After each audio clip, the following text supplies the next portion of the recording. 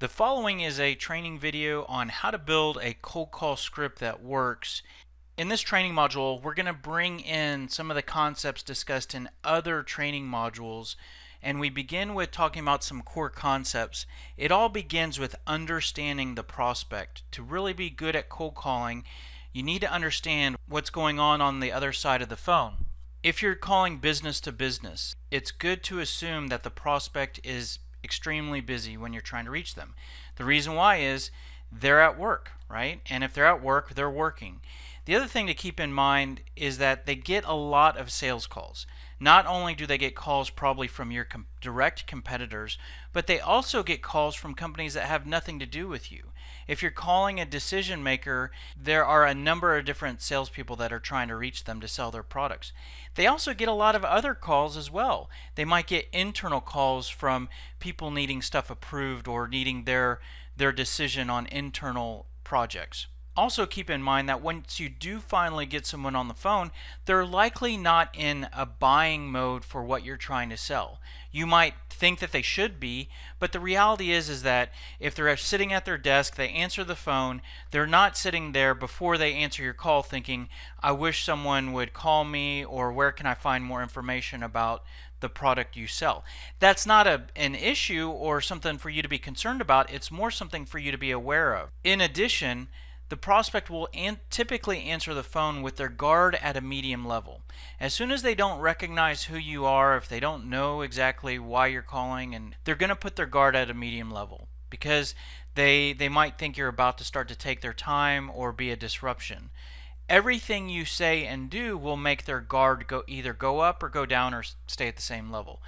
Everything that we're going to teach you is small things that you can do to either to for sure not trigger more guardedness.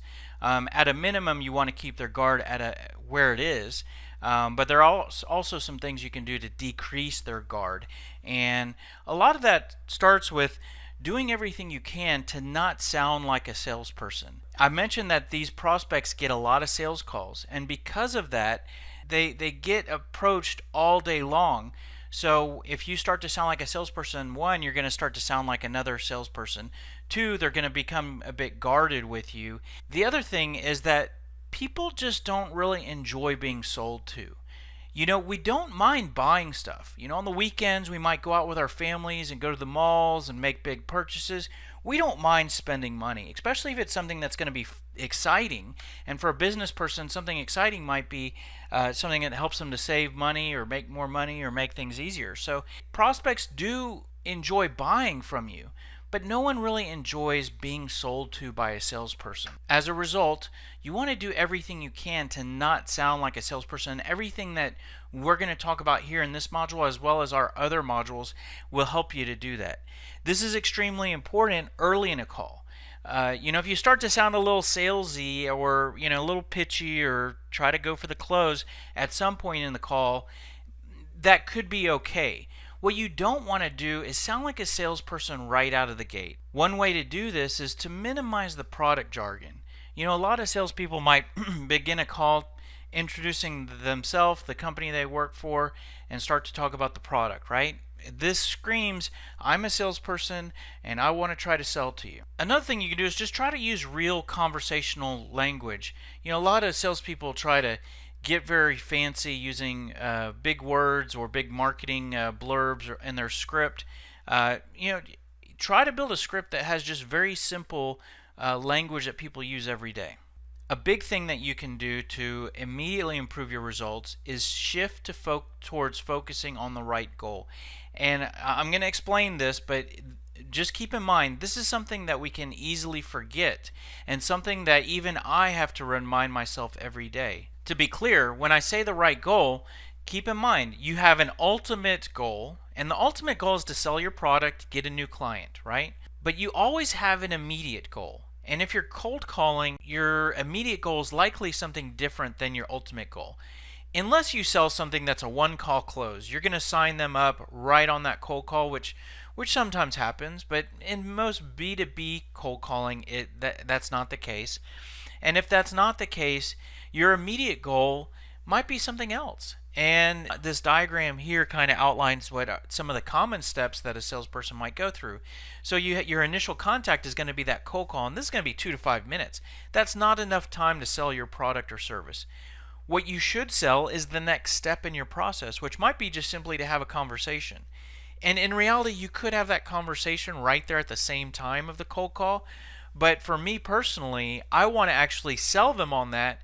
And you might do that if you're going to do that all on the same call. I might do that by saying something like this: "Hey, if you have 10 minutes, we can talk about it now, right?" And so if they agree, then you've closed them and you've moved on to that first conversation right at the same time of the cold call. But me personally, I like to schedule meetings and schedule appointments on another day, and this can vary depending on what you sell. Doing it on another day, you can put it on their calendar, you can lock in some time, you can get more of their attention other than just sort of plowing through when they've answered your call and they really don't have it on their calendar, weren't expecting it.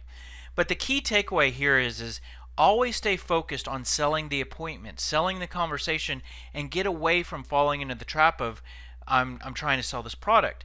An example of how this can help you is responding to objections. If someone says I'm not interested or we don't have any budget to spend right now, those are good objections for them not to buy your product. Those aren't good objections for them not to move to the next step, for them to have a conversation. Because if they don't have budget right now, well, we could still meet. And I wouldn't say it that way, but I might say some way like this: well, I understand that you don't have budget set aside for this, and I'm not trying to sell you anything right now.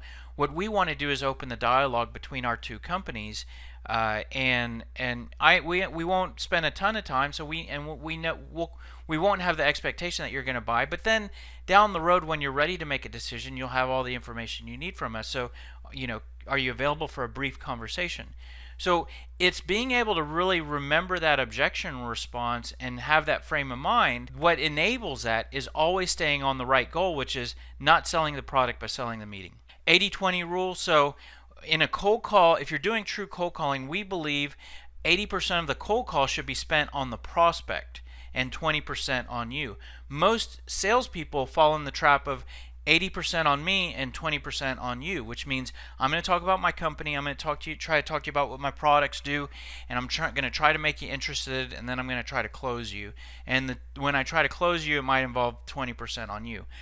That's your natural instinct. We flip that. So 80% of the conversation on the prospect, and then just 20% on you, just because, remember, we're not trying to sell the product. So we don't need to spend a whole lot of time on us. We need just to spend enough time on us that we can close for the meeting. And so that's kind of what we recommend in our scripts, and we'll show you how that works. We like to recommend to minimize traditional rapport building practices. For example, I got cold called yesterday, and someone said, "Hey, how are you doing today?" He said that before even introducing his name, and then I said, "I'm doing well. How are you?" And he said, "I'm doing fine." Here I am exchanging cordial questions with someone I don't even know who they are. Right? What an empty gesture is that? I don't even know who it is, and I'm asking how they're doing.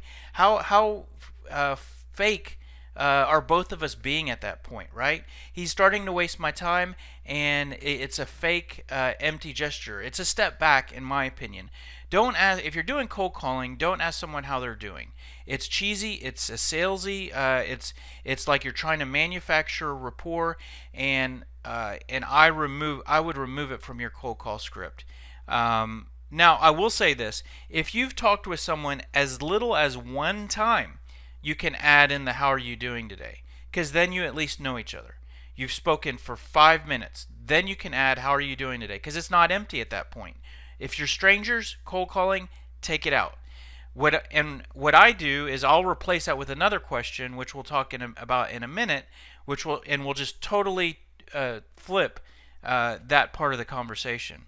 And what I do is getting to the next subject here, confirming availability, I replace "how are you doing" with "have I caught you in the middle of anything."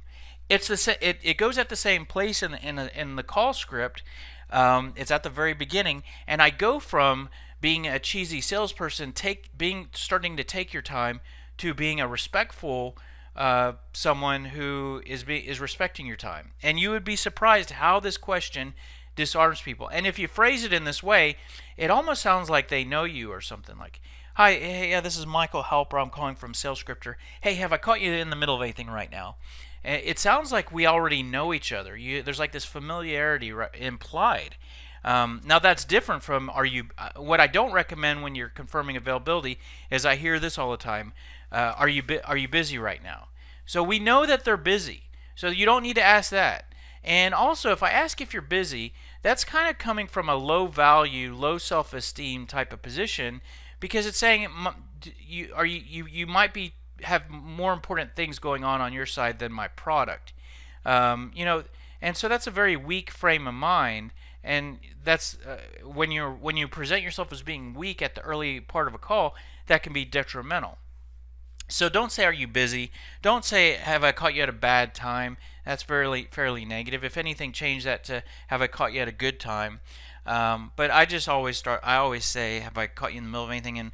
And we have a call center that makes thousands of calls, and we listen to them, and every one of them has that question if it's a cold call, and it's amazing how disarming it is. Another tactic that we use in our cold call scripts is we'll often pepper in at the early part a soft disqualify statement, and to disqualify the prospect is to express doubt that they're the right fit. And there's certain times to do that. Sometimes when you're trying to close the prospect, if they're not giving you, if they're sitting on the fence, we have a whole module on how to use it as a true sales tactic. It is a bit advanced. But you can add a soft disqualify statement at the beginning of your call to disarm the prospect. And so it goes something like this, you might say your value statement. I help sales leaders to train their sales employees much quicker. But you know what? I don't know if we're a good fit for what you guys do. And so I give them some value and then I take it away. And that says it's the exact opposite of what the pushy salesperson does. So you'd be surprised how that one statement early in a call can really help. And I'll show you that in an example. I'm really big on name dropping, so if you can name drop any internal context in your cold call script that you can. So you might have your script written out, but then if you can add to it in the beginning, oh yeah, I've already spoken with Tom White in accounting, and so I thought I'd reach out to you. Anytime you can mention other names or other names of other clients, that can be very powerful. I mentioned an objection earlier about I'm not interested or we don't have budget. Your cold call script should include some responses to objections. You're going to run into the same objections again and again, and it's really a short list. It's only about 5 to 10 objections that you're going to consistently face. So write those out on a piece of paper at the bottom of your script and prepare what you should say to those to get around those. And we have a module that talks all about that. I've looked at a lot of cold call scripts because a lot of people come to us needing help, and their scripts often look like something like this image here, which is a long page, a paragraph after paragraph. And the key takeaway here is, well, first of all, and then also a lot of people say, well, I don't like scripts because they don't make you sound good. If you're reading from a script, you don't make a good impression, and so scripts aren't good. And our business is producing messaging and scripts and sales tools like that. So even with that being the case, I'm going to actually agree with that person. If you're reading from a script, it doesn't make a good impression and it doesn't sound good, and you shouldn't do it. We don't believe in creating scripts that you read from. We believe in improving your sales results by being prepared. And by being prepared, it means having an organized document with what you should say and ask. And so not reading from it, but using it as a guide. And so when you create scripts like here, this image here, which is just a long page of paragraphs, there's a couple issues here. One is it's a bit hard to digest. The only way to use a tool like this is to memorize it, which can be difficult. It's not flexible. You usually end up doing most of the talking and you don't sound good. That's why what we create is what we call cold call blueprints. So it's more of an outline, a framework with sections that are modular, and you can go to whatever section you think is appropriate at whatever point in the call. This becomes something that's easier to learn. You can add your own style, and you can sound better, and you can be more prepared than being more scripted. I'm going to actually go through an example of a cold call blueprint. And so you see on the left there, those are all some of the main sections of a blueprint. One thing I also want to point out, so if you and you sell something different than I sell, and we can use the same blueprint and sell totally different products. And I want to give you an analogy here. It's like if you look at the blueprint of a home. You might drive through a neighborhood that has homes built using the exact same blueprint, but they actually look fairly different, especially if you go inside. They're decorated different on the inside. They have a slightly different design decor on the inside and outside. So they look very different, but they use the same framework, right? We can do that. And the way that our scripts differ is we use the same flow and same sections, but what you put inside your sections are different from what I put inside mine. And the other thing about a blueprint is, let's say we're going to give a tour of a home. We can go through the blueprint in different orders, different depending on our personal style of how we like to give a tour. We also could maybe change directions of the tour depending on what the people that we're giving the tour say. You know, they might say, well, is there a game room, and you might jump straight to the game room, right? So that's how this cold call blueprint works. You can bounce around depending on either your personal style or depending on what the prospect says. And so let me give you an example of how that works. Of course, you talk to gatekeepers a lot when you're cold calling, so there's an introduction there. Then then you may progress to the target prospect, and so I have some sample information here. Hello, Mary. This is Michael Halper calling from Sales Scripter. Have I caught you in the middle of anything? At which point she's either going to say no, and I can respond with, okay, well, I could be really brief, or I could call you back at another time. Which do you prefer? But if she says yes, I'm okay, or if she says what's this thing in regards to, then I can move on to telling her my attention grabbing statement, which is really the purpose of the call. Hey, well, and so there's three options here. You wouldn't go through each of these. You would pick one, but you could either give her your value statement, give her some pain examples, give a name drop. But hey, the reason why I'm calling is that we help sales managers to make it easy for their sales resources to always know what to say and ask when they're prospecting. So there's an example of a value statement. From there, we can progress if we want. This is optional, to a disqualify statement. Hey, but I actually don't know if you need what we provide, so I was just calling you with a question or two. And you would say a question or two if you progress to the pre-qualifying question. So you see some arrows here. We could actually go in three different directions after we say something like, hey, I don't know if we're a good fit for you. So we could go to some pre-qualifying questions. We could go to the common pain points, or we could go to building interest points.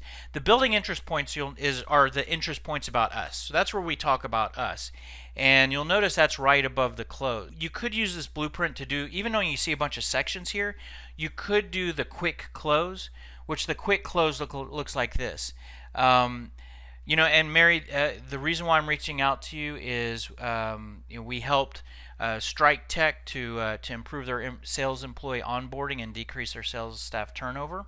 But I don't know if we can help you in the same way, and that's why I was reaching out. Sales Scripter, it's a web-based sales training solution and also a sales methodology solution. So I'm talking about myself here. I'm in the building interest section. But I've called you out of the blue, so I don't want to take any more of your time. What I'd like to do is put 10 to 15 minutes on your calendar next week, and I'll call you back, and I can talk to you a little bit more about how we work, and I can learn a little bit more about your challenges, and we can determine if it really makes sense to talk in more detail. Can I put 10 minutes on your calendar next week? So that's the quick close, and that's jumping straight ahead to the building interest points. But if you wanted to kind of be a little bit more indirect and not go for the quick close, what we really like to do is to pre-qualify the prospect. Maybe I don't want to put 10 minutes on their calendar next week because if I don't know if they have some of the problems that I can fix, because you know what? I'm a pretty busy guy. I don't just put I don't put half an hour on anybody's calendar. So I'm not just saying that talking about myself. I'm saying that's a good frame of mind for anybody to have. Even if your calendar is wide open and you have no appointments, you should have that frame of mind, because you know what? You could, instead of spending 30 minutes with somebody who doesn't fit well, you could spend that 30 minutes making prospecting calls to find prospects that do. So I really believe in asking some pre-qualifying questions. So I might say something like, hey, I don't know if we're a good fit for you. That's why I was calling with a question or two. If I could ask you real quick, do you feel like it's challenging to get new sales hires ramped up and performing? And so then they talk a little bit. Now, this question's tied to a pain point that I resolve, and as your question should be tied to a pain point that you fix. So if I get an answer here that detects the slightest possibility of pain, I could go for the close right then. So if she says, yeah, it takes a while to get people ramped up and performing, then I could progress to building interest points, which is to say, oh, well, great. That's why I'm reaching out to you. Because as I mentioned, I'm with a company called SalesScripter, and we actually have a solution that can drop new hire ramp up training by 50%. But you know what? It's a bit of a conversation, and I want to learn more about you in order to show you exactly what I want you need to see. So can I put 20 to 30 minutes on your calendar next week? So what the flow there was, I asked only one question, and then I went for the close. That's what we call a ding, ding, ding moment. If you ask it sort of either yes or no or open-ended question, you might get an answer that's somewhere around a no for detection of pain, or you could get a yes, but you could also get something in the middle, which is like a maybe. So if you get a maybe or a yes, that's a ding, ding, ding moment, and you can go for the close, and then you redirect to your building interest points, and then go for the close. But let's say we get a no. Well, then we just move on to question number 2. Oh, okay, yeah, I see. Hey, well, are your resources using any type of script or sales tools that help them with knowing what to say and ask? And so maybe we get the ding, ding, ding moment there. Maybe we don't. If we don't, we move on to question 3. But let's say we get through all of our questions and we really don't get anything to work with. Then sort of our last ditch effort is just to give them the pain points that we're looking for, right? So our questions didn't work. We got a bunch of no's. So then we say, oh, okay, well, Mary, when I talk with a lot of other sales managers such as yourself, they often say that it takes a long time to do this, and that it's difficult to do that, and that sales resources are doing this, okay? And those are often big challenges.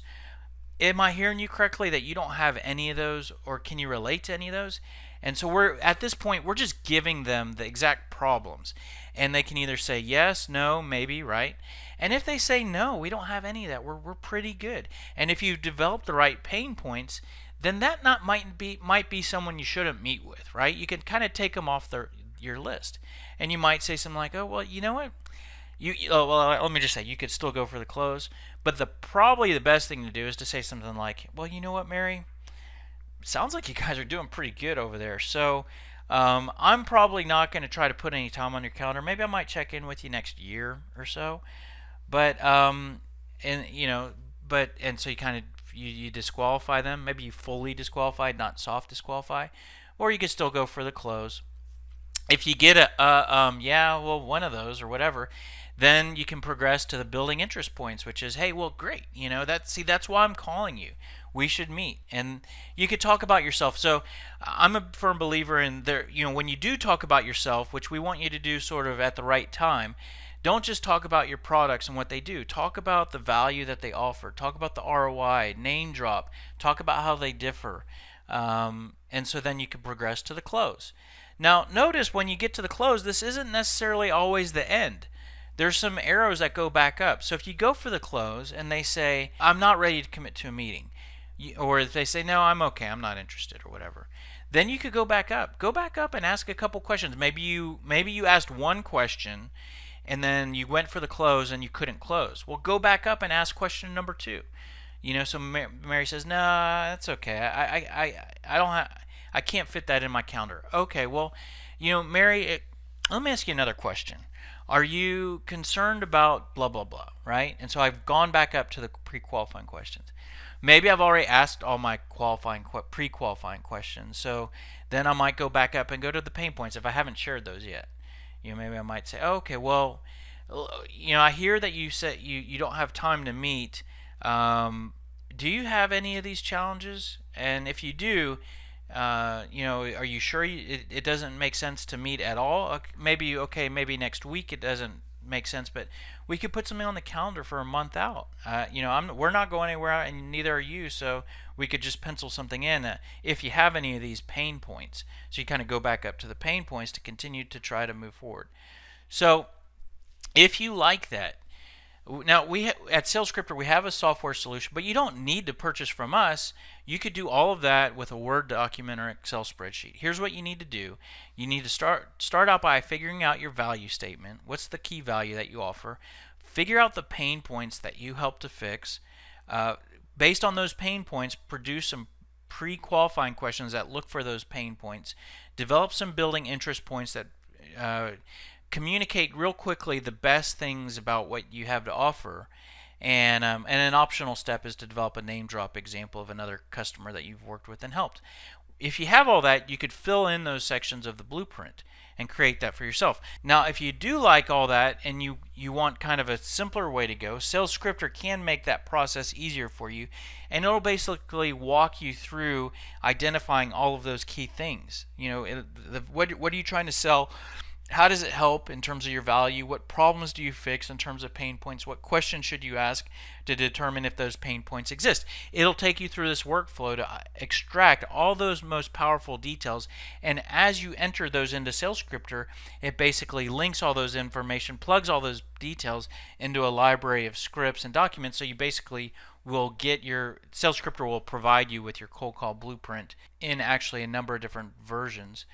SalesScripter will also provide you with an interface that you can use to go through each section of the blueprint and navigate. So you saw on the blueprint you can bounce around and go from one section to another, not necessarily in a straight, from top to bottom.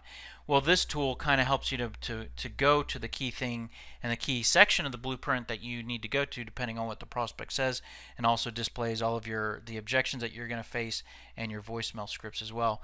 If you want more help, check out some of our ebooks on our website. They're free.